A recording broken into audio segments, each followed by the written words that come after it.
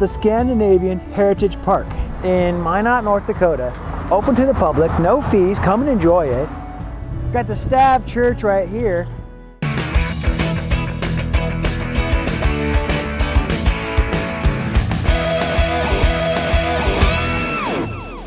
Tell me about your beautiful park here.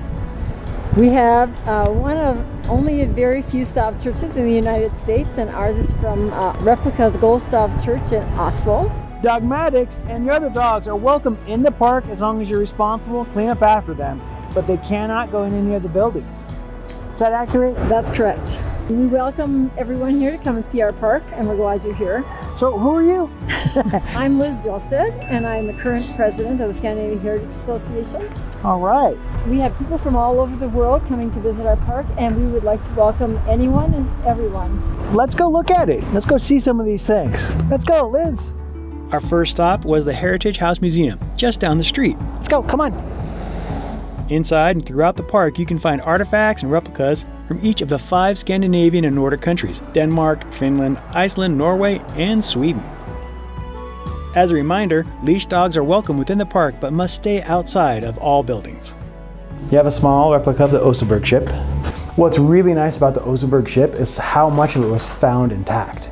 This 9th century ship was excavated in 1904 in Norway. Nearby were several other wood-carved items, including an 11th century calendar stick called a primstav and an 18th century spoon.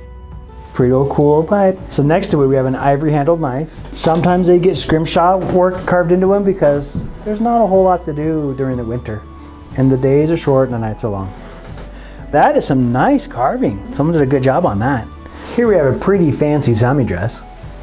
Gender neutral, whoever wants to wear it, go ahead. The museum offered plenty of additional things to see, but we had other buildings to get to. Next up was a 230-year-old structure brought over from Norway known as the Sigdal House. So neat, the things that we used to do. So much work went into this cabin to square the logs, probably with a goosewing axe back in the day.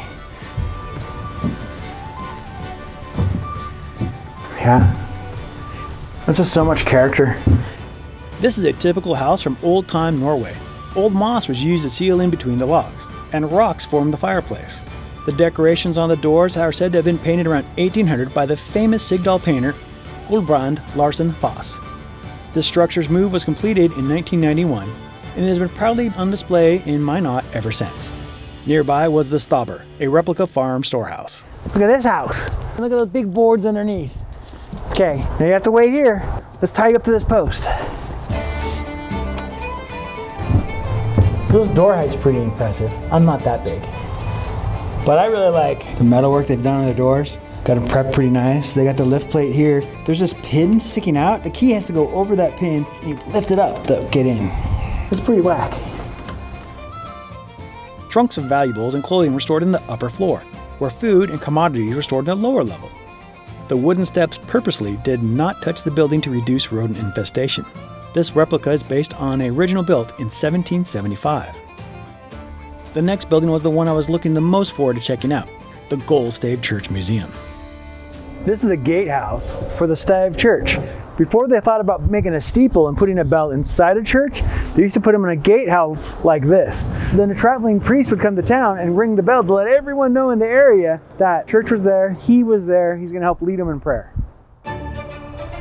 You can really see the large trees they used to make their straight tongue-and-groove slat boards. Back then, everyone had log cabins. Everything was horizontal, but it was a show of power that you put your tree, your boards vertical. Definitely an aesthetic choice. Here we go. He can't come inside. That is a nice door. These are some of the gripping beasts that is very prominent in Scandinavian art. Blacksmith panels. These are awesome. And remember, when you're visiting, don't step on the threshold, step over the threshold. Gotta be respectful to your neighbor's house. I see the faces and the potential oarsmen. And you can really see the trusses they made up there that definitely reflect the interior workings of a longship. So we're outside, we're talking about tongue and groove and how big the tree they were using, which is pretty cool. So what happens is you put this tongue in it and you have a groove, and the next piece will sit right in there. And then as it gets hot and cold and warps, it gets wet or whatever, it stays there.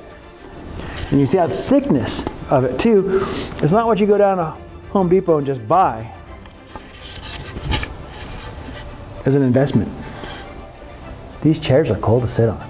But the artwork and the carving and the heads, the beasts, the gripping beasts, it's just beautiful. It's so much love and energy that's been poured into this building.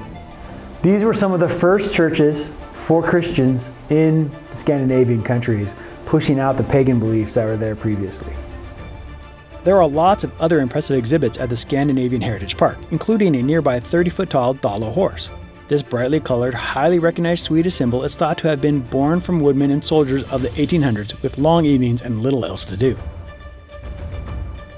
But our time at the Scandinavian Heritage Park was coming to an end.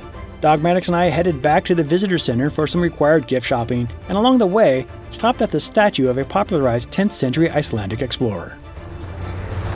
Look at this guy, Dogmatics. Leif Erikson. Leif, founder of North America.